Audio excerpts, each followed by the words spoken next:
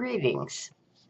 This is Hazel Moon, and today I'm bringing a simple Bible lesson to encourage you to pray over your city, over your state, and over the nation. This lesson was presented at our Bible prayer meeting as we prayed over our city this morning. The title of my message is, Have You Been Converted Since You Believed? What exactly does the word convert mean? My Random House dictionary gave me some answers.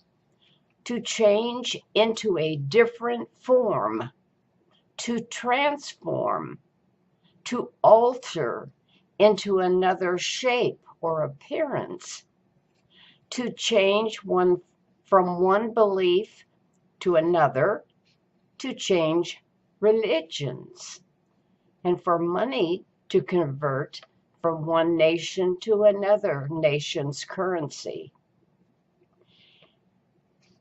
In the Old Testament, 1 Samuel chapter 9, we're told how God sent the prophet Samuel to anoint Saul to be the next king of Israel, actually the first king of Israel. Saul was searching for his father's donkeys who had been lost, and when his servant suggested that they seek help from the man of God, they went to look for him. And as they arrived at the prophet's dwelling, Samuel told Saul, "Your animals are safe, and they're now at home. So please join us for a meal." Samuel brought them to a hall where there were 30 guests waiting.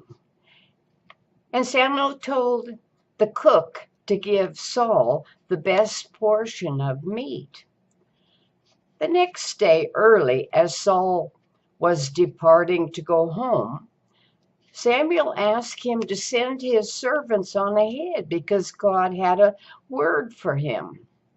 And then taking a flask of oil, Samuel poured it over Saul's head and anointed him to be the first king of Israel. Saul was timid and shy, and he couldn't believe that God would select him because he came from a very small family and he was the least in his household. Samuel told him that on his way home, he would meet certain people, including a group of prophets with their stringed instruments, flute, tambourine, and harp, and they would all begin to worship and prophesy. And the Spirit of the Lord would change Saul into another man. Saul was a believer now, and he was converted and transformed. In the New Testament, chapter 9 in the book of Acts, there was another Saul who loved God and was very zealous to protect the Jewish religion and their way of life. He believed he was doing right as he set out to pull the Christians, men and women, out of their homes and put them in prison, even killing some of them. But suddenly one day, a bright light from heaven shone around him and he fell to the ground and heard a voice saying, "Saul, Saul, why are you persecuting me?" Saul answered, "Who are you, Lord?" And the Lord said, "I am Jesus, who you are persecuting." So Saul trembled and he was astonished and he said, "Lord, what do you want me to do?" These very words were Saul's moment of conversion. These words are what we need to say every morning and throughout the day. Lord, what do you want me to do? After 3 days, he was sent to the home of Ananias and was totally converted as hands were laid on him, and Saul was filled with the Holy Spirit and spoke in other tongues. It's not recorded in the book of Acts that he spoke in tongues at that moment. However, later he said, I speak in tongues more than you all. So sometime it happened. I just kind of figure it was then. Cornelius, an Italian Gentile, loved God and gave generously to the poor, and he prayed to God always. An angel appeared to him and told him to go and send for Peter, who would tell him words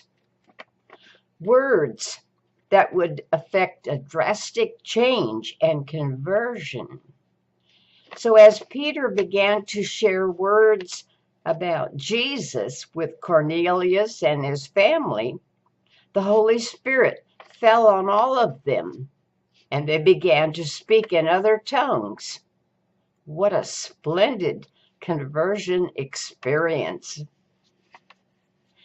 Many in our city, our state, and our nation believe in God.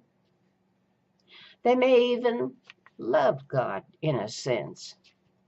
Honestly, the Bible says that even the devil believes and trembles. But those who only believe are not born again. It takes a conversion, an act of the person's will and desire to request a total, complete change where the old life stops and a new creation emerges.